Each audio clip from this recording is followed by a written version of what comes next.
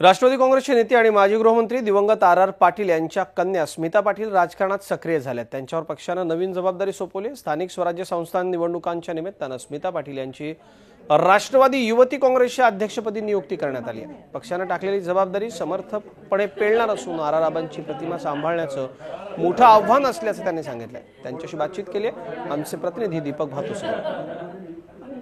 राष्ट्रवादी काँग्रेसच्या युवती काँग्रेस प्रदेशाध्यक्षपदी स्मिता पाटील यांची निवड झालेली आहे। स्मिता पाटील या आर पाटील यांच्या कन्या आहेत। स्मिता, पहिलीच मोठी जबाबदारी पक्षाने तुझ्यावर दिलेली आहे आणि पक्षात जवळपास तू 3-4 वर्षापासून सक्रिय आहेस, परंतु ही जबाबदारी स्वीकारताना काय दडपण जाणवत आहेत? नक्कीच माननीय पवार साहेबांच्या नेतृत्वाखाली आणि माननीय सुप्रियाताई अजितदादांच्या मार्गदर्शनाखाली आणि इतर सर्वच पार्टीतले सर्व ज्येष्ठ आदरणीय नेत्यांच्या मार्गदर्शनाने आज ही जबाबदारी माझ्यावरती दिलेली आहे। मी नक्कीच ही जबाबदारी चांगल्या पद्धतीने पार पाडेन। दडपण असं काही नाही, पण सगळ्यात महत्त्वाची गोष्ट म्हणजे आबांनी जी आजपर्यंत इमेज टिकवली, जी स्वच्छ पारदर्शी नेता म्हणून, नक्कीच ती इमेज सांभाळणं हे माझ्या पुढे सगळ्यात मोठं आव्हान आहे या पदापेक्षा सुद्धा। आणि नक्कीच हे पदाचा कार्यभार सांभाळत असताना ती इमेज मी सांभाळून पवार साहेबांनी राष्ट्रवादीचे जे विचार दिलेले आहेत 80% समाजकारण आणि 20% राजकारण, नक्की त्याच पद्धतीने मी तळागाळापर्यंत हे विचार घेऊन जाण्यासाठी आणि युवतींचं संघटन करण्यासाठी मी प्रयत्न करेन। नगरपालिका निवडणुका आता तोंडावर आहेत आणि नगरपालिका निवडणुका म्हटलं की प्रचार आला आणि पक्षाने जेव्हा तुझ्याकडे युवती काँग्रेसची राष्ट्रवादी काँग्रेसची जबाबदारी दिली तेव्हा तू प्रचारात उतरणार प्रत्यक्षपणे आणि प्रचारात उतरणार असेल तर काय मुद्दे असतील तुझे?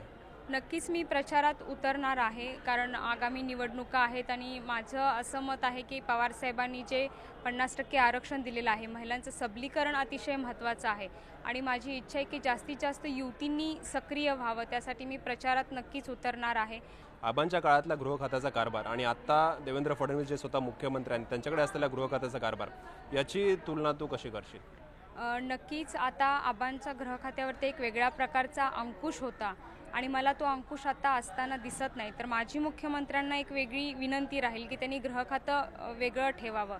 आणि इलेक्शनचा मुद्दा जर तुम्ही मगाशी म्हटला त्या पद्धतीनं, या भाजप सरकारने आतापर्यंत काहीच केलेलं नाही, ना शेतकऱ्यांच्या दृष्टिकोनातून कुठले हिताचे निर्णय घेतलेत, ना सर्वसामान्यांच्या दृष्टिकोनातून कुठले हिताचे निर्णय आहेत, ना महिलांच्या बाजूनी आपण बघतोय हे अत्याचार दिवसेंदिवस वाढत आहेत। तर ह्या सगळ्या गोष्टी आहेतच, पण माझी अशी विनंती राहील की गृह खातं हे अलिप्त असावं, तरच ह्या सगळ्या गोष्टींवरती आळा बसेल आणि हाच मुद्दा माझा महत्त्वाचा असेल। स्मिता पाटील या आता प्रत्यक्षपणे राजकारणात आलेल्या आहेत। युवती राष्ट्रवादी काँग्रेसची जबाबदारी पक्षाने त्यांच्यावर सोपवलेली आहे आणि याच जबाबदारीच्या माध्यमातून आगामी निवडणुकीच्या प्रचारामध्ये त्या उघडपणे सरकार विरोधात टीका करताना आपल्याला पाहायला मिळतील। व्हिडिओ जर्नलिस्ट प्रशांत कोचरेकरसह Deepak Bhatuse, Zee media, Mumbai. Zee 24 तास रहा एक पाऊल पुढे।